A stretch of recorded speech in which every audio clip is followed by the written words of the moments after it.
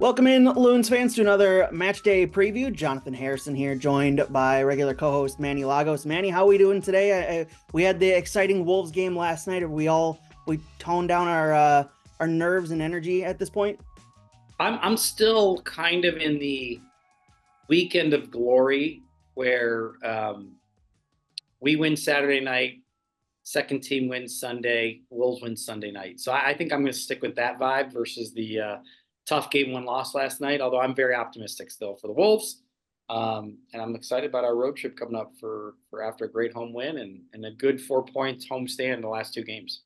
Absolutely looking forward to it. Joined once again this week by the Star Tribune's Jon Marthaler. Jon, how's your positivity level after a game 1 loss for the Wolves last night? It's coming back. It was almost disappointing because it was sort of the opposite fourth quarter as we saw against Denver on Sunday night, where I was just sitting there going, well, they always win in the fourth quarter, so they're up 3, it'll be fine. And then they were up 5, and then things started going wrong, and it was just it was the exact opposite. So I went through all the stages of grieving, and now I'm back to saying positive things this morning. But that's the life of the life of a sports fan, is forgetting the terrible thing that happened and trying to be optimistic again. I'll try and buy into that mindset. I'm still a little bit nervous about the whole thing because I'm not used to. I'm not a big fan of 7-game series, but this is contrary to popular belief and what we've talked about so far in the opening minutes. This is not a Wolves podcast. This is a Minnesota United podcast. We got plenty to talk about. We've got the recap of a comeback win against Portland. We've got the preview of Colorado, a quick preview of LAFC, and a wrap up of MLS action from the weekend. So we've got plenty to talk about, boys. Let's jump right into it.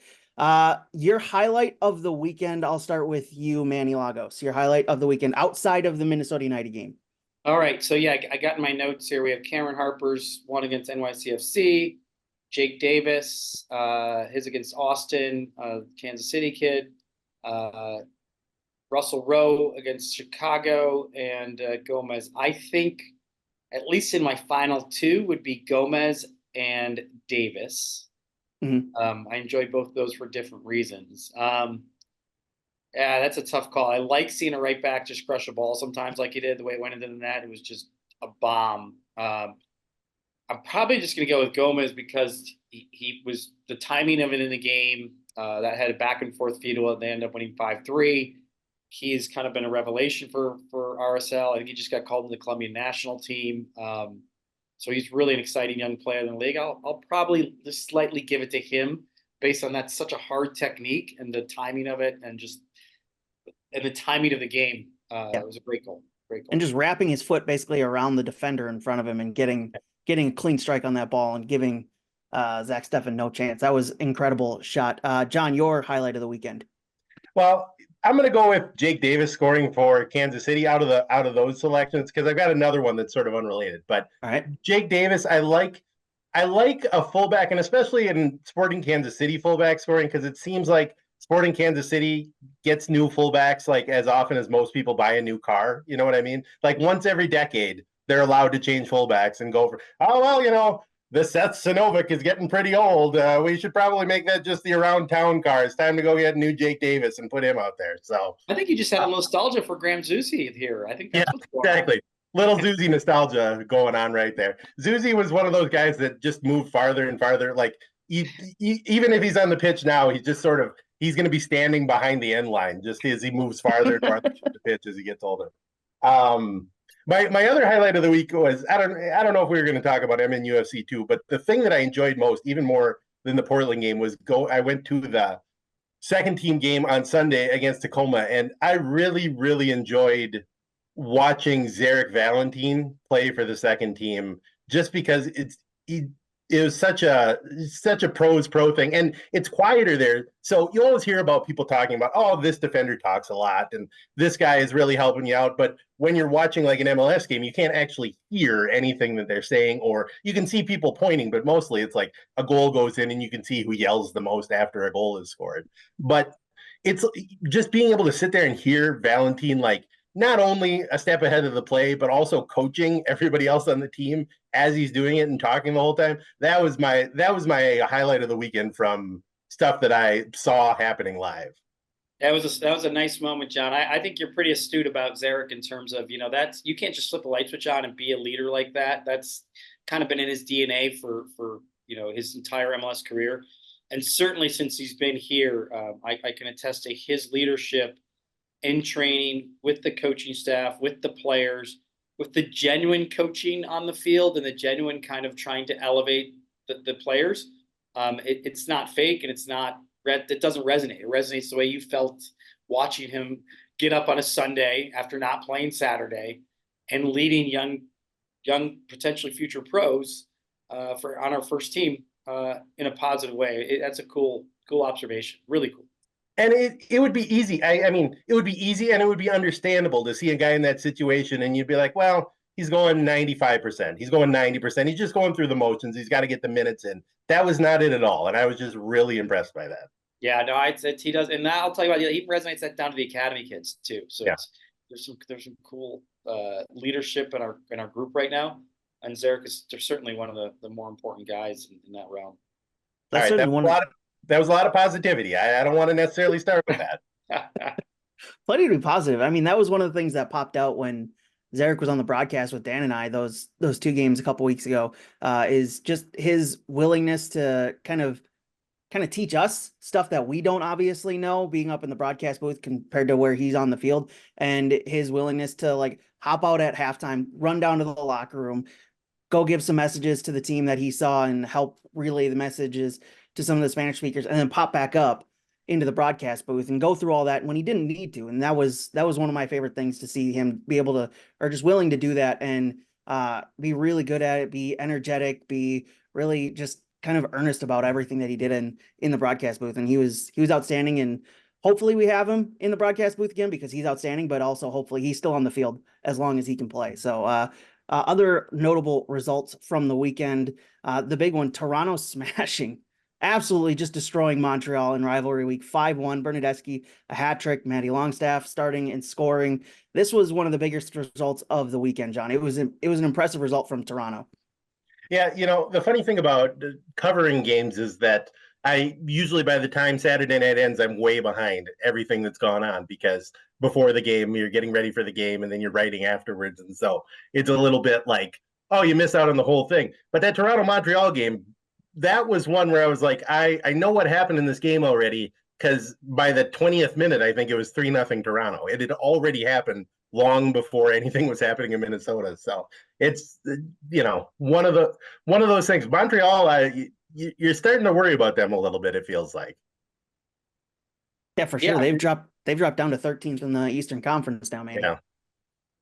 I'm with John. 19 minutes in, rivalry week game. We always have to lament we don't have a rival, but in reality, this has had some great moments, and this game was over pretty quick. Another game that wasn't over pretty quick, that ended up becoming one of the best games in its long-running rivalry. We talk more about this, about one of these teams at least later on. Real Salt Lake, a dramatic Rocky Mountain Cup win, 5-3 final score. This game was all over the place. 2 quick goals from Colorado as remember Cole Bassett just jumps on a ball, just gets an interception, and then strikes a clean shot from about 44 yards out, catches Zach McMath out in no man's land as Real Salt Lake's trying to play out of the back, gives Real Salt Lake an early lead. They double that quickly, and then all hell just broke loose, I guess, over the remaining 60 minutes of this match. This was a really fun one to watch back, Manny. Yeah, I mean, I want to be funny, like somebody who said this game had everything. It did. It had every kind of goal you can imagine. It can add each team leading at some point. It had comebacks. It had wild goals. It had good soccer at times. Both teams, done well in the West. And you're talking as a Minnesota podcast, we played Colorado, who we've had some really nice spicy games over the years with. So again, this game is made more for us to even follow because we've got Colorado this weekend. So yeah, it was an outstanding game and an outstanding result for RSL. I think we've been on this show quite a bit talking about how they've had some adversity this year and they keep on beating it and coming back from behind and winning by 2 goals against, your rival is a really, really nice win at this time of the year. I'm going to say something weird for a team that just gave up 5 goals. Watching that game, I thought Colorado played pretty good defense throughout most of the match. There was just a couple of moments where RSL just broke them down and got the better of them. After they went to the 5-man back line and kind of started parking the bus, that's when everything went sideways for them. But for the most part, they had an answer for Real Salt Lake's offense and Chicho Arango and trying to keep him off the board. It felt like they were doing a very good job for most of that match. It's just 3 goals late in that match kind of let the game get away from them, John. Yeah, we always joke about the craziness of MLS After Dark, but there's like specific pockets. Yeah. Like things that happen in Los Angeles. There's rarely an MLS After Dark game in Los Angeles, but the clock hits 8:30 Mountain Time in Utah, and all bets are off. The laws of soccer don't apply. The laws of gravity don't apply. Nothing is normal when it hits 8:30 in Utah. And you've seen it every year with Real Salt Lake. It's like in the second half somehow they've got to be ahead about their goal difference over the past 3 years in the second half has to be about 120-5 or something like that. It's just ridiculous out there. I don't know what's going on, but when the clock hits 8:30, it's over in Utah. It was an absolutely outstanding game. You couldn't learn something every day. Utah late after dark. Okay, I like it. It's just not two things you usually coincide with each other. There are certain places that MLS After Dark really seems to apply. Utah's one, Vancouver for some reason. I don't know why, but it's always something. It was outstanding to watch.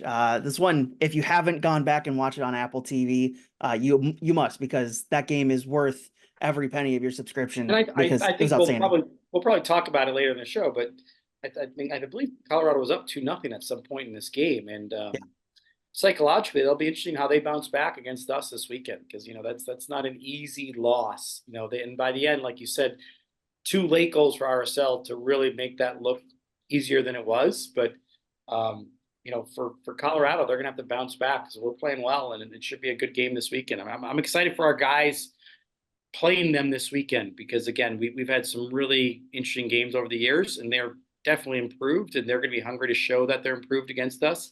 And I think we've been playing great soccer the last couple of weeks, so it should be a fun game. Yeah, they had a 2-0 lead in the first half. Then Georgi Mihailovic made it 3-2 lead in the second half, and they held that lead for about 30 minutes or so before Chicho Arango and a couple other guys struck for Real Salt Lake to give Real Salt Lake the win in that Rocky Mountain Cup. One more game in that rivalry this season to decide who brings home the cup, but that's for later on in the season. That's for later on in the show as well. Let's jump right into Minnesota-Portland. There's so much to talk about in this game. Plenty to discuss, so let's jump into it. Minnesota 2, Portland 1, a comeback win for the Loons at Allianz Field. Let's start off with general thoughts, Manny. I think that the tone of the game was interesting in that I thought the first 15 minutes we were outstanding, and there's a little uncertainty because obviously Eric made changes from Wednesday, and so we had fresh legs in there, a little bit different lineup, but kind of a little bit more of a set kind of group for the last couple of weeks. And I thought they just did a great job moving the ball, limiting Portland, just really creating a couple chances, but even there's just nice tidy tempo to it where Portland couldn't get on the ball. And then out of the blue, kind of your up, back, and through moment that happens in soccer sometimes, and a great time to run that beat the offside by Rodriguez, you're down 1-0. And that's one of the beauties of this sport, and that's the beauties of how hard it is to win games. You now have to recalibrate what that means and how you're going to go about getting results. And so there's definitely going to be different phases. But to me, it was really just interesting how you had the beautiful, perfect night. I mean, this was a Minnesota soccer night that we die for. And we start out feeling like, this is going to be a good night. And then we're down 1-0. We've got kind of maybe a different lineup, but we've got fresh legs. And then the reaction to me was actually great. I mean, it's not like we can react right away and be up 2-1, but I think we played the half pretty well. Had some moments where we had to have some big saves by Dane, but then slowly got back into the game versus the guys that started the game and then the sub. So my initial thoughts were like first 15 outstanding, and then we're down 1-0, and we've got to we now react a little bit more, and we certainly did that. And I'll talk more about that, but I'll let you guys give your thoughts a little bit too. Yeah, John? Yeah, I thought the interesting thing about this Portland game was just sort of the thing that I think Minnesota does not want to get into, but it sort of was like a varsity JV kind of thing with the rotation where you had some guys that were coming into the starting lineup and it was sort of struggling to find that foothold and create some chances. They did a pretty good job of creating chances, but they didn't find the back of the net. And then you take some of the guys who were playing a fewer minutes after playing in midweek, and all of a sudden it was like bang, here they go. They got the ball in the net right away. They scored the second one. I think it'll be interesting coming up, just as something to watch for the 3 games in 8 days that they have coming up starting on Saturday. Is Eric Ramsey going to tweak that a little bit and say, all right, we're going to try to mix and match a little bit so that we have 2 teams together rather than like here's the first line in hockey and the second line in hockey. Like, all right, here's the first power play, here's the second power play. I don't think that's what they want to get into. So I think that'll be an interesting thing that happened in this game to be watching for over the next week. Yeah. My take, John, is you had, I think it's the cliche, you take one game at a time, but I think in his mind, he kind of had that LA Portland kind of that cycle in his mind. And particularly this time of the year where he's still getting to know and learn a lot of guys, I think he looked at it as a great opportunity to both get fresh legs in. So the load management was there. And then also, see some guys that maybe haven't gotten minutes. But also we've got guys we know are great players like Pookie who are still building into where their role is going to be week in and week out. So ironically, I think that's the cycle, even though I think it'll say it's going to take it game by game. This road trip where they're going to stay on the road, by the way. They're going to go to Portland. They're going to go to Colorado and then fly to LA. So in some way, shape, or form, mentally, it's going to be a 2-game road trip. And he's going to have to navigate kind of, how he wants to do that. He might look it back and say, no, I'm going to go with the same 11, 2 games in a row. Or he might in his mind kind of shift. And obviously Tapias is out this weekend. But going back to the Portland one, John, I just thought the guys didn't put their heads down when they got scored after 15 minutes. So sometimes when you have what you call guys who hadn't played, they really are down and they're like, oh, we're losing and I'm in. I just thought they responded well. And even though we didn't get the goal, I thought we finished the half strong. We finished the half with the ability to navigate the subs to be there in the second half. And Dane did a great job of making sure we stayed in it. Obviously, the head save was one of the more unique goalie saves I've ever seen in my life. To be fair, I probably shouldn't be caught in that position. But once he was, and the discipline not to use his hands, what a sight. Like I said, it's very rare to see a goalie in that position and then actually make that kind of save. And I think it helped spur the night. It helped build the crowd to the second half where not only have the subs, but you have the comeback.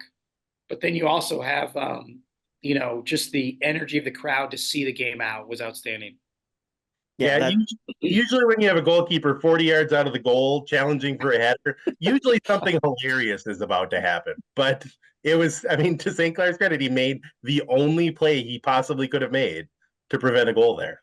Yeah, Rodriguez trying to chip him from 40 yards out, and Dane St. Clair just using his entire 6'3" frame to jump up and head that one away. That caught just about everybody in the ground off guard. I know that when we were talking to Cameron Knowles, assistant coach in the post-match show, we asked him about Dane St. Clair's big game because we'd been talking, Dan and I think we mentioned a couple of times on the show that he hasn't had one of those games in a while where he just steals you a game with a bunch of big saves, and he did that. Granted, you had the scoring that helped you on Saturday night, but he made a number of big saves in the match to help the Loons get that win against Portland. But we were talking to Cameron Knowles about the big game and about that save in particular. He goes, I don't know if I saw it because my heart was just having a heart attack at that moment when the ball was out there in no man's land and Dane St. Clair was all by himself one-on-one and he just jumps up and just heads it away. That was one of the more, as you said, Manny, unique saves that you'll ever see on a soccer field. Impressive from Dane St. Clair. I want to go back to a couple notes you guys mentioned. Manny, you mentioned earlier when we were talking about the Colorado match and how they will bounce back mentally from giving up two leads in that game. For the Loons, it's almost the exact opposite. Once again, you have to fight back. You have to come back and find a way to get points from a losing position, and they do it 2 nights in a row, the Loons will be going into Colorado on highs because of that. And that's something that you can ride throughout the season, knowing that you can do that time and time again, that when you do go down, the game's not lost, because there is this fight within this team. There is this knowledge within this team that they know that that no game is ever out of reach, it feels like.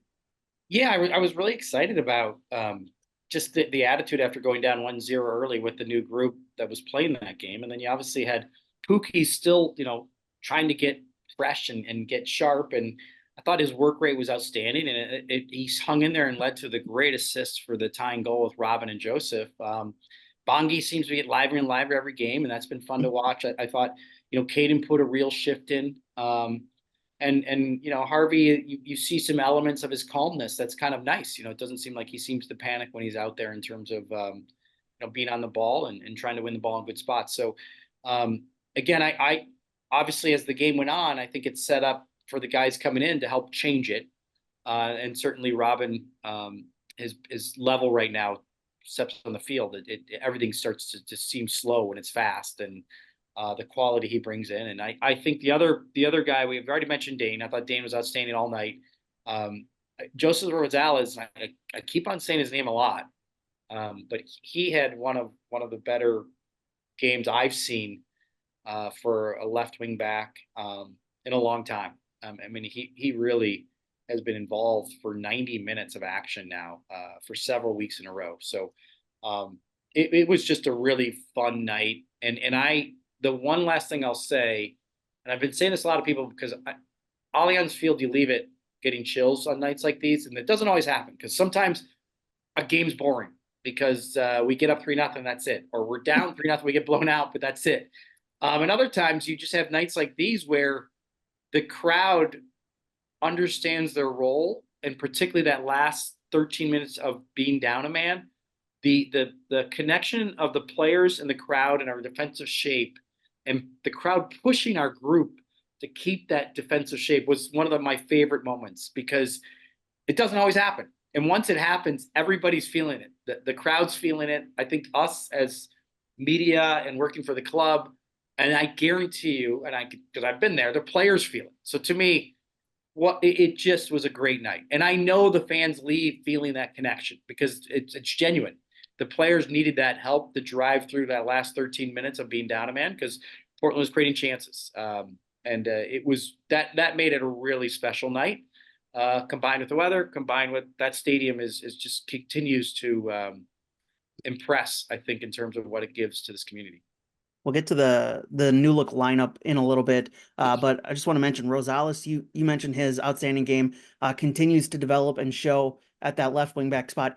But on Saturday, he showed off something I don't think we've seen yet from him, and that's his blazing speed. I don't think we've seen him use that weapon in his game to the effect that he used it on Saturday, John.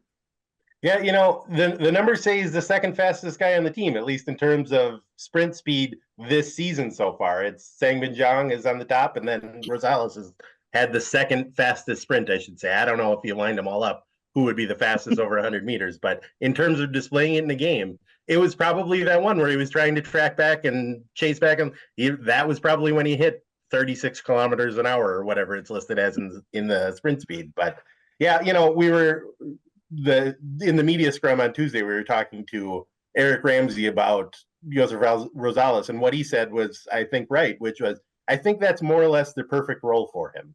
Yeah. To have him in a place where he's responsible for defending, but also he can show off all those other qualities. I think in some ways it's the perfect match of player and formation, where you've got a guy that can do all these things, and they've found a way to use that to the best effect. Yeah, absolutely. He's really hit a new level this year, and that's really exciting to see in this new look formation. Let's talk about. By the way, Jonathan, we just kind of casually. Sometimes we just assume that people understand the play that John's talking about. That was in the first half, when there was the second time they did an up, back, and through on us, and created like kind of a half breakaway, and he got back, and I would say 7 out of 10 times that guy fouls the guy for the PK, or doesn't get there, and he kind of bumped Mascara. I think it was Mascara as he was shooting, and Dane had a really nice save at the near post. like I said, Dane was spot on to make sure, he wasn't going to get beat in his near post that night. It was just a great play. I mean, it really was so smart and so seasoned veteran-y, and the effort was outstanding. Yeah, I mean, the hidden thing there, not only to not foul him, not only to hurry him, but the hidden thing there is if he's a step behind, then that gives Mosquera options. He's got guys coming up behind him. He can cross. He can do a lot of things. When Rosales makes that sprint, all he can do is just let a shot loose. And St. Clair, it turned out to be a really good save, but it certainly had it more covered than it would have if Mosquera could square the ball for somebody. And I think, again, when I bring up the crowd at the end, I think these moments build up for that crowd, almost honoring the players because of the effort they put in for that, 88 minutes before stoppage time. It was really, like I said, there was a great connection. And you mentioned it, Jonathan. Joseph has really shown every game new elements of what he can do. And I mean, it's interesting because his DNA maybe for a while was a center midfielder. And so there's some elements on the wide that he does there that sounds like that Eric likes as well. Yeah, it's almost like a confidence builder, those moments. And we've seen that over the past couple of weeks, especially in the Atlanta game, where the defense had played so well through 80 minutes and then they give up a goal, but they know there's still time left on the clock. There's still plenty of time left for Atlanta to get in with some dangerous attack players in Atlanta. But the confidence had built up so high with the defensive performance through the previous 80 minutes. It just didn't feel like Atlanta had a chance. And it feels like that was another opportunity and another build-up moment for the confidence to raise it up in the defense. Another player who let's jump into the kind of the new look and some of these new players that got starts on Saturday, because over the last 2 games, 21 first-team players have played at least 90 minutes from the club, spread out between MNUFC and MNUFC 2. So Eric Ramsey clearly knowing that a lot of games will be played here in a short amount of time. So rotating the squad, getting new bodies in, getting some minutes for guys who haven't had a whole lot of minutes. One of those, Caden Clark at right back. I thought that was one of the more interesting calls that we've seen this season, besides maybe switching to the 5-man back line. Not normally his regular position, but it allowed him to get forward and play that overlapping role with Banhukle Hlongwane on the right-hand side. I thought it was an interesting move, and I think it came off pretty well. Caden Clark had a pretty decent game and was asked to do a lot running up and down the field. Manny, your thoughts on how he performed as a right wing back on Saturday night? Yeah, I think he was lively. I think I mentioned to you, it's not always easy to come in when a team has kind of had a set lineup and done well. But he's gotten good minutes. He started early in the season, and I think he's, like I said, there's a great flow going on here. And my observation was all of these guys, Pookie, Caden, Harvey, Bongi, there's been some nice, just positive energy that has shown, like, let's get going, let's move the ball, let's see if we can win the ball in good spots and go forward. And I think Caden had some nice play. My favorite was, I think it was early in the second half. No, first half. He had a really nice play where the guy was overcommitted and he kind of faked like he was going to go to the ball and let it run across his body.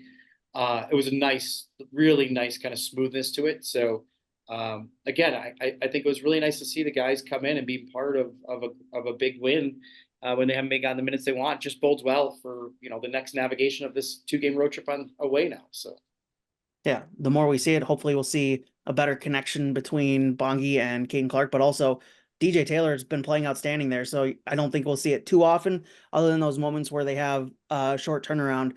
John, your thoughts on Carlos Harvey, who got a start in midfield alongside Will Trapp, 2-man pivot in that the Minnesota New Look formation. What's your thoughts on how he performed in his starting role, his first start for the club at MNUFC level?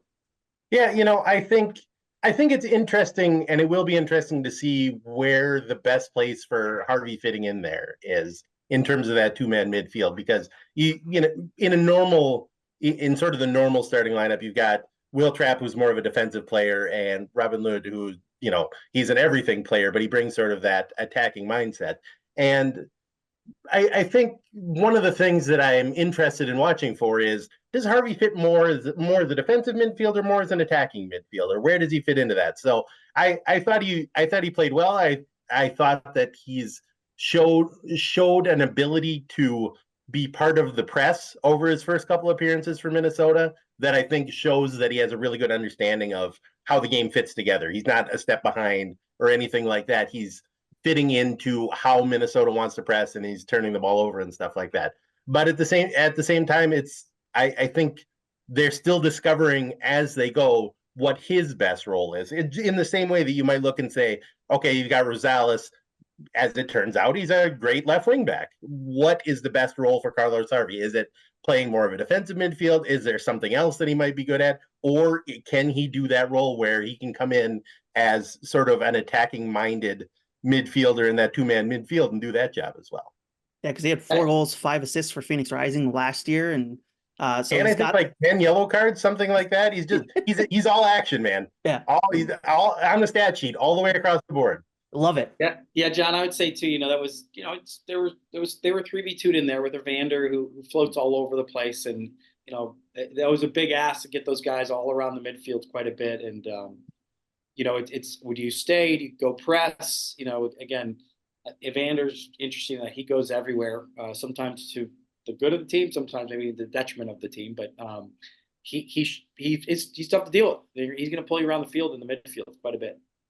Yeah, absolutely. The other guys who got the start, Teemu Pukki, we mentioned him earlier, didn't get his goal, but he was lively throughout the match and helped on the second goal from Songbin Jong, who absolutely deserved his goal. He's played outstanding this year. He's played with more confidence than we saw last year. And seeing his reaction, seeing kind of the relief flood over him after getting that goal in the 82nd minute, the game winner goal, and seeing the reactions from his teammates, it was all genuine, that it was all that everybody was excited for him to score that goal, not just because it's the game winner, but because of the shifts he's put in this season. He's absolutely deserved his goal, Manny. Yeah, just to kind of right there, Pukki was off the field for Sangbin's goal, but he really was influential on the Robin Lode goal. Yeah, so he ran the channel really well, got the ball in a good, not a good spot, but away from goal where you would think normally he's just going to pass back to the left back. And really, he showed some great composure to split a guy, which is great. When you split guys in soccer, that means good things are going to happen usually, particularly in the offensive end. And he had a great pass that split somebody. Next thing you know, Joseph is running with the ball on the end line, and you've got Robin Lode, who just makes a great near post run with such a clever finish, right foot. Ironically, I was talking to Robin's dad. He claims he's actually more right-footed than people realize. He's actually left. He's right-handed. He just said that he practiced more with his left foot when he taught him soccer. But his ability to just kind of take the energy of the ball and casually flick it up and overwise running their post was a huge quality finish. So some great contribution by a lot of players in that goal. And you mentioned my view is the game-winning goal had the similar situation where it just had the great tempo and runs and DJ getting the overlap and the cross and the finish. So really 2 great comeback goals to win that game. Absolutely. Yeah, I was getting them mixed up. DJ Taylor with a nice cross into Songbin Jong, who made the nice shot. But yeah, absolutely. Electric night at Allianz Field, John. You couldn't have asked for 2 better goals. And Robin Lod, as you said, Manny, getting the goal in the 65th minute, now becomes the all-time leading goal scorer across all competitions for Minnesota United in their MLS era. He continues. We can't go a show without mentioning his importance to this team and what he's meant to this team since he's joined them. And it felt like that first half season took a little bit to get into MLS or get the feel of the league, but then that first full season for him, he really got going and hasn't stopped since. John, I'll let you take this one. Yeah, that goal was funny. He was talking after the game about how his dad, who apparently was at the game on Saturday, he was talking about how his dad played more hockey than soccer in college. Apparently he played both, but he was more of a hockey guy.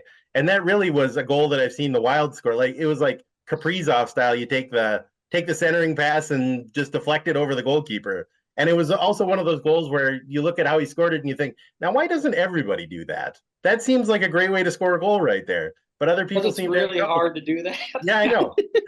But it was a little bit like Gomez's goal for Real Salt Lake, where he just hits 1,000-mile-an-hour volley. You're like, other people should think about hitting 1,000-mile-an-hour volley, because it's really hard to stop, as it turns out.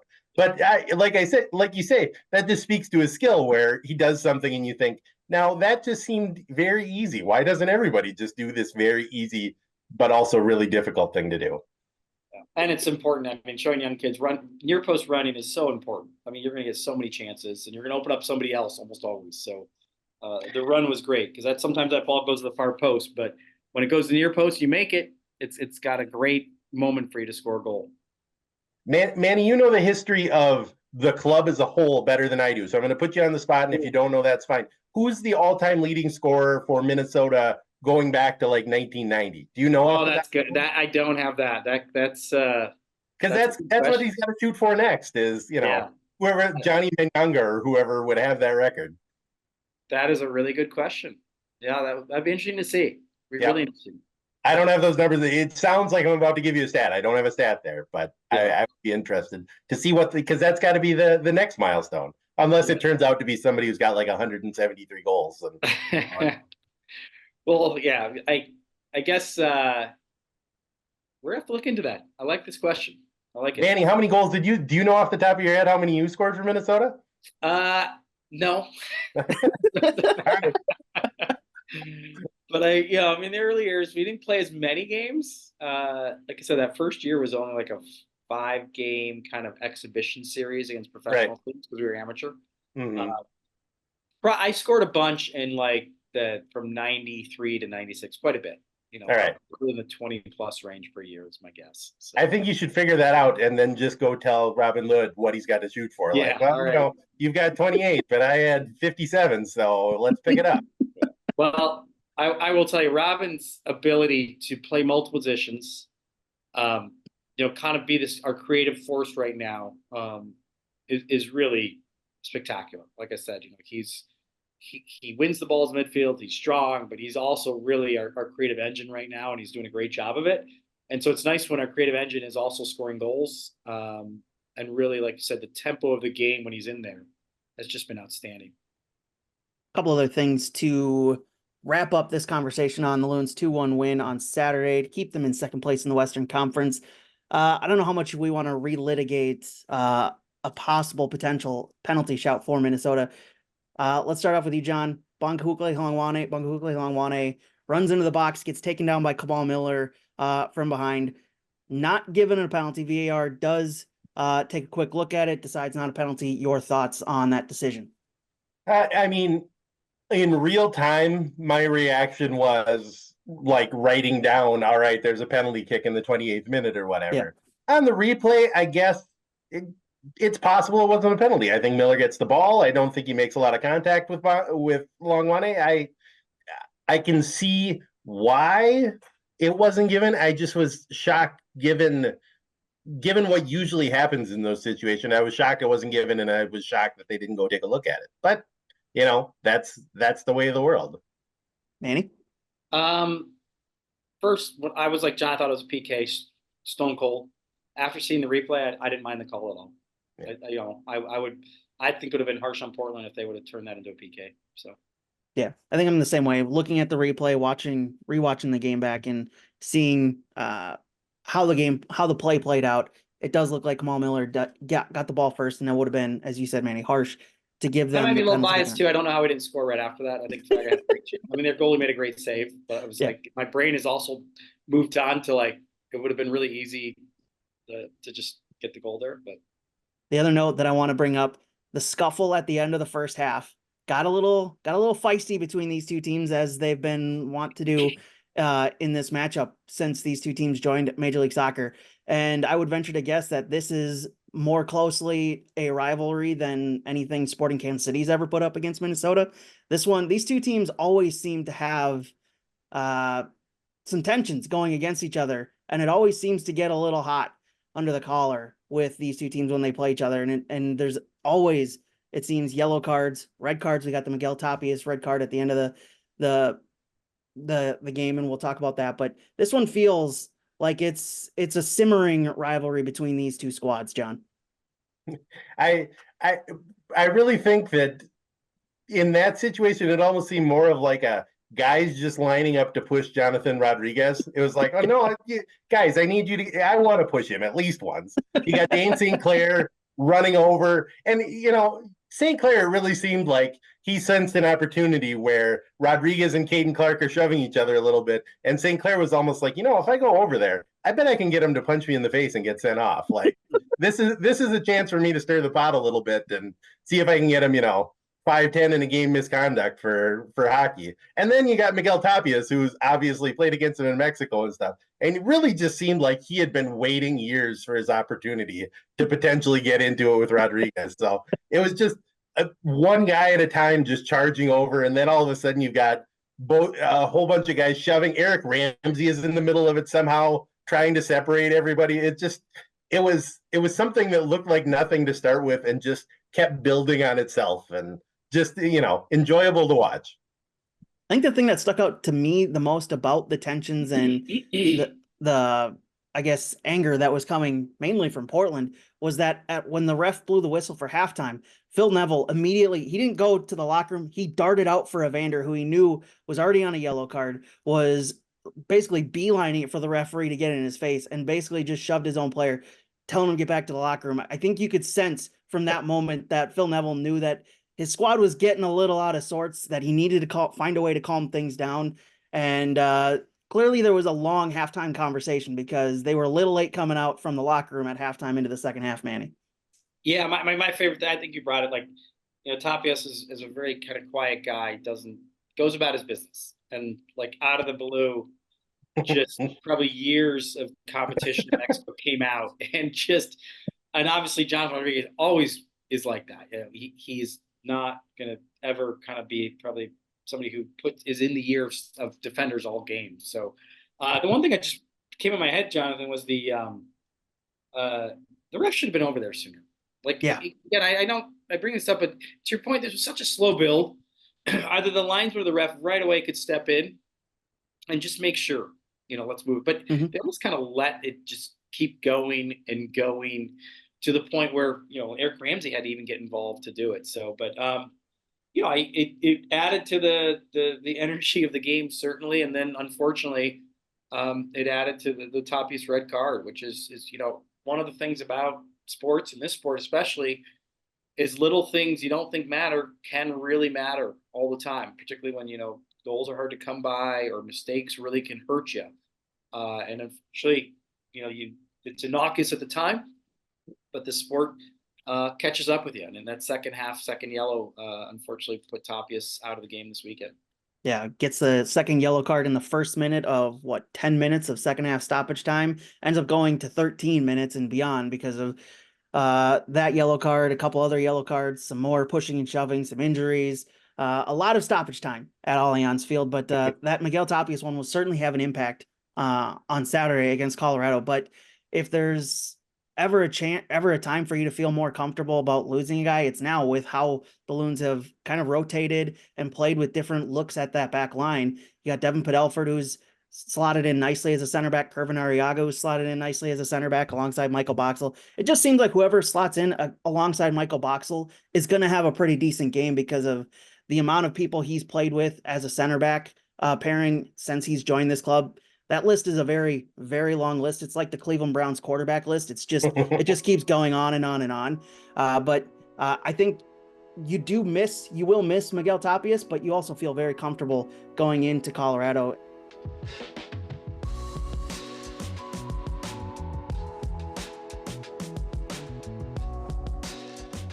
As the official healthcare provider of Minnesota United, Allina Health is responsible for keeping our Loons ready for game day with industry-leading sports medicine and orthopedic care. But our award-winning care does not stop there. Because true well-being requires good physical and mental health, the mental health team at Allina is also there for you with a variety of programs and services featuring more than 300 mental health professionals. Allina Mental Health Services helps ensure you stay at the top of your game. Talk to your healthcare provider or call the Mental Health and Addiction Connection line, 866-603-0016, for any mental health service, question, or concern 24 hours a day, 7 days a week.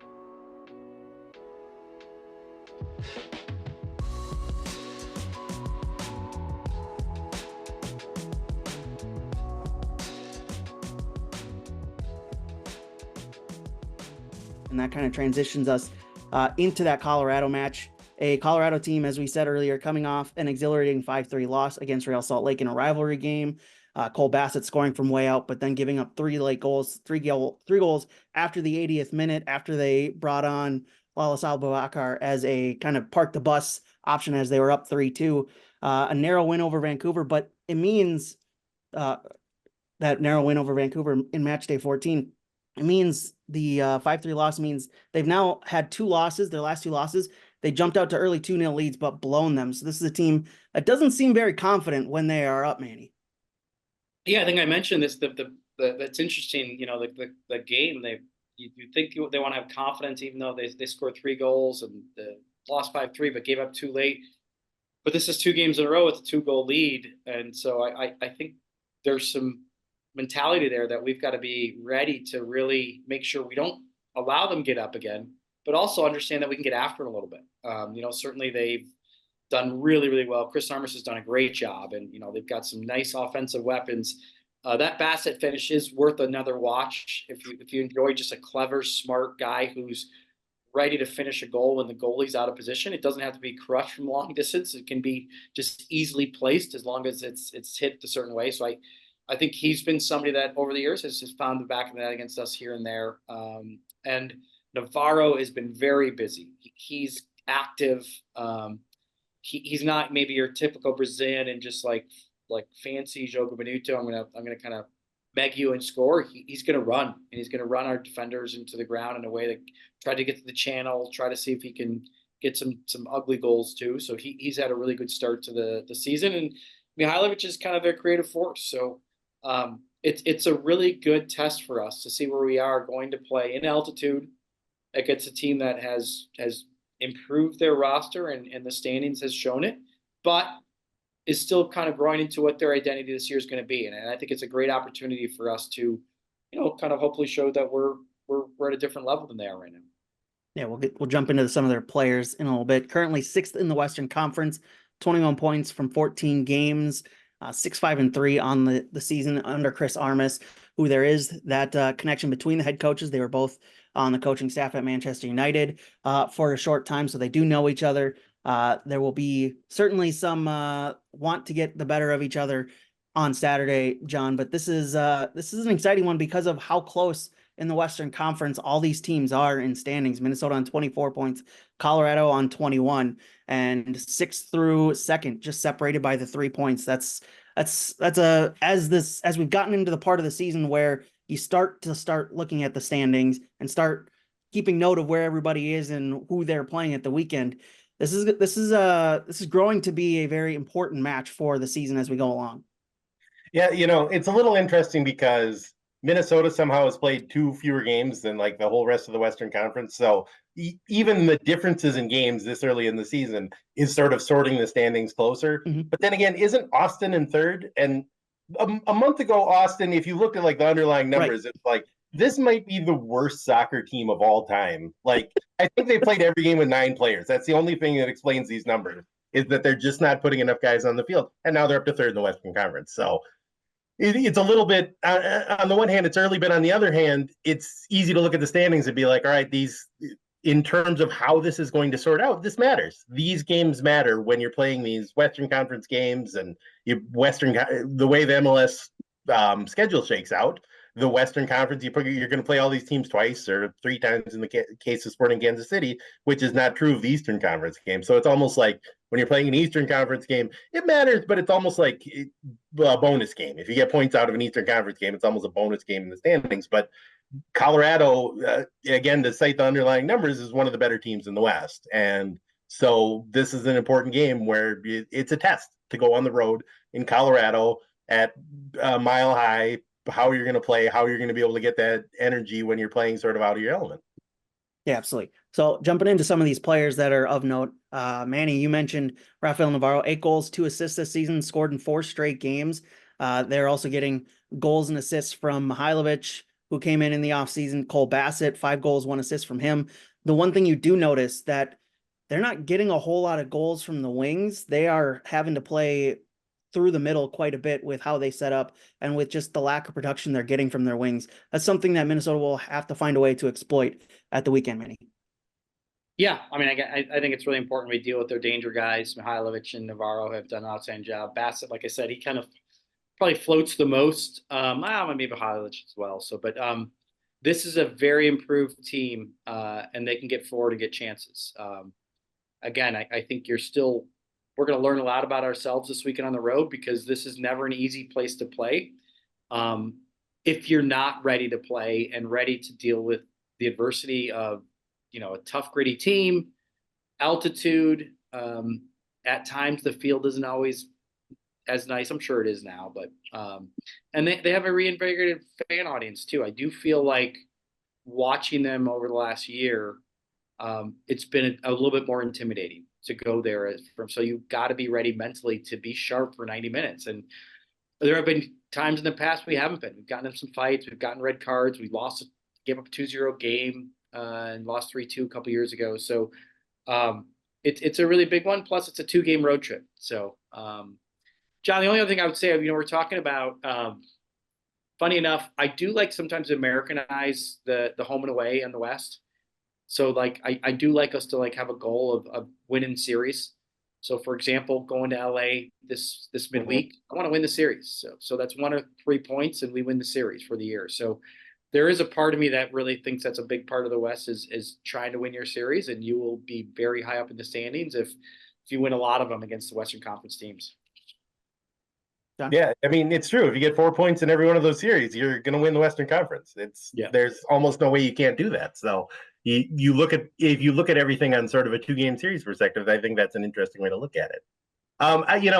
Colorado, I think one of the things that's interesting to me about Colorado is when they brought in Chris Armas, who's a former Red Bulls head coach. I kind of just assumed that they would be, full energy drink soccer where they complete 13 passes a game and have 3,000 50-50 battles off of long balls and stuff like that. But they really are not like that. They really are not sort of using that game model. And so it's interesting to see how they're trying to develop. And I don't know if it was one of you guys that pointed this out or not, but last year they had 5 wins the whole season. They've already got 6 and it's May 23rd and they lost last week. So it's more proof. You talk about reinvigorating their fan base a little bit, more proof that winning more than anything helps that.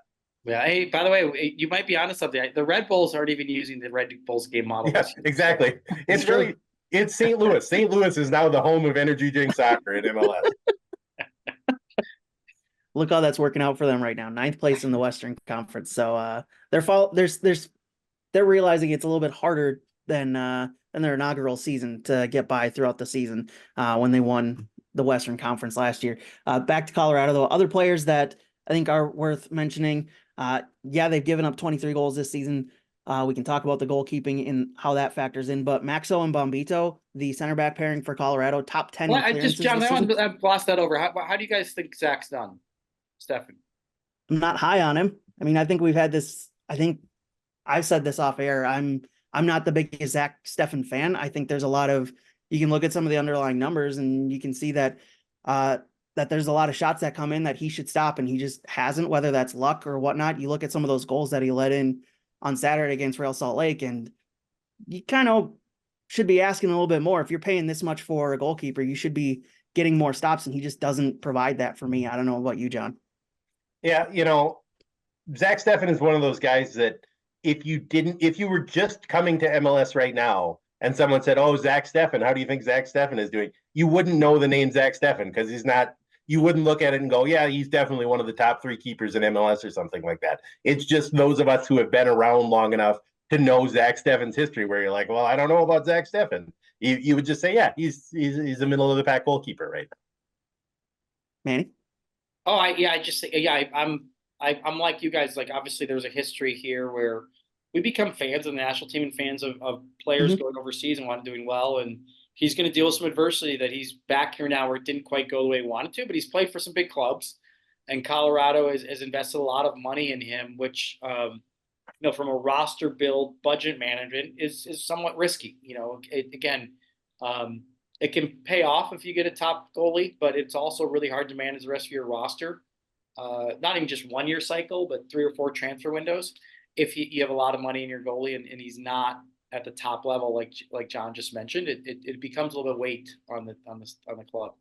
Yeah, I think it's one of the big talking points for them this season as the season goes along, with how many players they brought in in the offseason, big name players, especially to U.S. men's national team fans, and how they gel and how he performs, especially, will always be kind of a hot button topic based off of his past with the U.S. men's national team. Going back to the center back pairing, Maxo and Bombito, top 10 in clearances. They've done pretty well. Bombito's kind of vaulted himself due to his athleticism a lot and just the pace that he can burn up and down the field. But you don't really expect that from a center back. But those two have performed pretty dang well together this season and really kind of anchored that Colorado backline, Manny. Yeah, they're athletic. And, again, I think probably a couple weeks ago you would have said they were really anchoring it. I think now there's a little bit of like, can they keep their shape and structure for 90 minutes and have a good outing defensively? So, like I said, I'm really excited. Weeks rest after that Portland game where we kind of had to mentally come back. But when you look at that game, we had such good possession, such good chances. And we didn't walk off the field with 1 point and we played well. We walked off the field 3 points in a special night. So I just think using that in this 2-game road trip, being ready to be sharp right away, getting after them, using our balanced defense and offensive kind of philosophy that I feel like has been kind of our way philosophy of late. Really excited about how we do. Before we move on to LAFC, final thoughts on from you, Jon, on how Minnesota get the better of Colorado this weekend. Obviously, plenty of new players that they've continued to gel through. Got some returning from injuries. Connor Roden, the main one there, as he continues to come back this season. Your thoughts on Colorado? Well, let's see if Minnesota can use the old MLS road playbook, same as they've done in the last couple of road games. You got to score off a corner kick. You got to have a punt from the goalkeeper that somehow bounces twice and ends up in the back of the other team's net. Just random stuff. Then the other team's chasing the game. You score on the counter, and that's the MLS road playbook right there. Let's see if they can do that. Or who knows? Maybe this will be the game where they string together 755 completed passes and just pass the ball into the back of the net. You never know. That's a significant change in their philosophy if they're stringing together that many passes. I don't think anybody would be right. We're not rolling out 5 defenders, guys. This week it's tiki taka. We're going Spain 2010. Here we go. All right, so then LAFC on Wednesday, very quick turnaround, as you said, Manny. They're just staying on the road. LAFC will have to come back across country. They have a game in Atlanta on Saturday and then come back home to host Minnesota United on Saturday. 2 teams have already played earlier this season, a 2-0 win for Minnesota United. But LAFC in that time frame have gone 5-2-2 since that 2-0 loss in Minnesota in March. Now 5th place in the Western Conference, just 3 points behind Minnesota United. What do we think about LAFC and how they've kind of developed and, I guess, re-energized their season after that early season loss to Minnesota, Manny? Yeah, you could probably argue that was our most dominant game of the year. And probably most people wouldn't have bet it would have been against, usually one of the better teams in the Western Conference. So you could argue that was a big wake-up call for them. Since then, they've seemed to play differently and not, I would say, I think they're pressing a little bit more. I think their tempo's a little bit better. Boanga has massively woken up. In terms 5 goals, 3 assists. Yeah, finding the back of the net and really pushing the back line and kind of that a little bit more kind of direct to goal kind of philosophy. So again, I love this road trip because we're playing well. And we have 2 games of adversity in different types of teams and different types of game models. I think we're going to have to get the result. So it's tough when your brain is thinking about Saturday, and we got to get through that. But once we do, it's got to be a totally different mindset, totally different type of team. I mean, different type of tempo. They probably have the most intimidating fan base in the league, if I'm being honest. And Dark Clouds, Wonderwall, I love you guys to death. You guys are intimidating in a different way. Being there live at their game, it's tough psychologically on our players. And we've won there before, and we've also gotten blown out there before. So to me, it's a good one for us to kind of see where we're at away on 4 days rest against a really good team in the league. Yeah, one of the best teams in the league.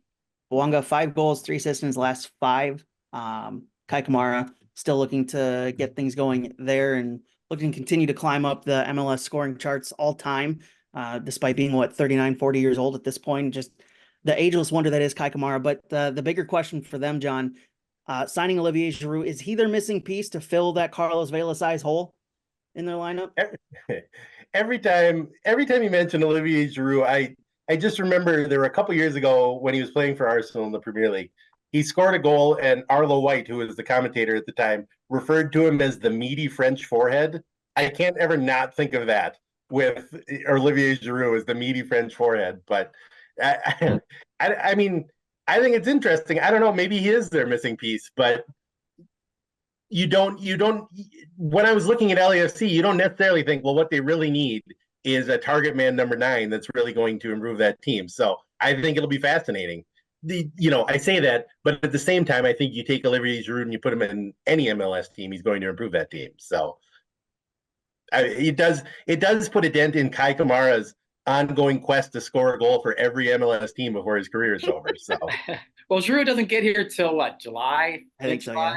So Kai's got some time here. So I'm just sad that we won't play LAFC now when Giroud's on the team, so Dan can say meaty French forehead on the broadcast, because I would totally make him say that. See if he can get it in there anyway. I think you should try. Also, I mean, this is go ahead, John. Sorry. I don't get to listen to the broadcast, but if you could get Dan to say Auntie Loxonen again for me, just bring me back. I would really enjoy that. I'll see what I can do. I'll tell you that this is the cool thing about MLS. I mean, obviously the parity of this league is insane. Obviously the ability for teams to, kind of even within a season rebrand themselves to be competitive. But the uniqueness of bringing over players that may or may not be way past their prime. We know Drew's past his prime, but how exciting to see a player like him, one of the greatest goal scorers, World Cup champion, and still doing it at a pretty high level. And we get to see whether he can or not. And to me, it's, again, I don't quite look at this one like just a signing that is about marketing. I think there's more to it with this one. I think he is one of the greatest finishers of all time. And I'm excited as a fan to see if that happens. It'll be really fun to watch. On the flip side, it'll be interesting because, there's a little bit more pressing involved in LA's kind of game lately. Mm-hmm. And will they get the tempo and ball repressing, winning of the ball with him in the field or not will be interesting to see. And does that affect the chemistry of what they're trying to do and build to win this year? Olivier Giroud this season for AC Milan, 16 goals, 10 assists across all competitions. So despite being 36 and playing at a high level, he's still banging in goals by the bucket load. And it'll be interesting to see how they play. And it almost feels like with how they brought in Kai Kamara earlier this season and how they're using him, it's almost like a test bed to see how Olivier Giroud will fit in, because they kind of, at this point in their careers, almost play the same exact game, just the tall target man who's just going to sit up top and kind of take down balls. So that one coming up on Wednesday, looking forward to that one, other than, the late kickoff for that one, 9:45 or 9:55 kickoff for that one. Then it's going to be a late one for Minnesota United fans. But before we get to all of that and the end of the show, let's bring up our predictions that we normally do. We don't really keep accountability of what we say here for the prediction segment. So let's just jump right into it. Manny, I'll start with you. Atlanta hosting LAFC this weekend. Well, if I'm going to put this much effort into this, I think we got to start keeping track of them just for our own competitiveness. Based on my performance last time, I would like us to not keep track of any. In fact, delete that podcast from the internet. I will start keeping track of these throughout the year, and then we'll bring them up every week. Thank you, Jonathan. I just need go ahead again for the first. I just need where the home or away is my biggest thing I mess up on usually. Atlanta hosting LAFC. Oh, so that's this weekend. Yep. That is LAFC. Ooh, I like it, John. Yeah, Atlanta can't get out of their own way. LAFC, like we said, has been coming on, but this is MLS, so I say Atlanta wins. I think I'm going to split the difference here. I think I'm going to draw with the importance of the match midweek for LAFC, considering it's the Western Conference game. It's at home. You don't want to disappoint your home fans. I think I'm going a draw for for LAFC. Another game across Major League Soccer, as I'm flipping through my notes here. Vancouver hosting Inter Miami. This is an interesting one with Miami going across, well, way across country and going up into Canada. What do we think of this match for Vancouver and Inter Miami, John? This has got to be one of the longest flights in all of world soccer, right? Miami to Vancouver. I think maybe besides something in the Australian A-League, but yes. Yeah, I think it's got to be. Perth versus Sydney. That might be a longer trip or whatever, but this has got to be just about the longest one. I still think Miami wins, but it just is one of those things that you think about. I don't know. Every so often you see a English team complaining about a 300-mile round trip or something, and you just want to be like, all right, imagine making the Miami-Vancouver round trip and then get back to me about what a tough road trip looks like. Manny? Yeah, I think I'm going to go with Vancouver. I mean, I obviously Messi is the greatest player in the world, and he tends to prove me wrong all the time. But I guess the last couple of games, it's been a little bit more quiet, and this is really the test, isn't it? Like this kind of trip and this kind of turf and this kind of time change. Can these Miami guys deal with the adversity of MLS? And I think this game will tell me a lot because they're not a pushover. They'll make it tough and physical for them. I think Inter Miami win this one. Vancouver winless in their last 5. This has kind of snuck up on everybody, is that Vancouver's really hit a slump over the past couple weeks and have had trouble breaking out of it. 2 losses, 3 draws in that time frame. Big point. I mean, I know what you're saying. I always like to remember the last game they got that nice point in Seattle, so they might be on the upswing. They might be, but 2 losses in their last. Listen, I'm trying to make arguments for my prediction to be the right prediction here. That's all. So.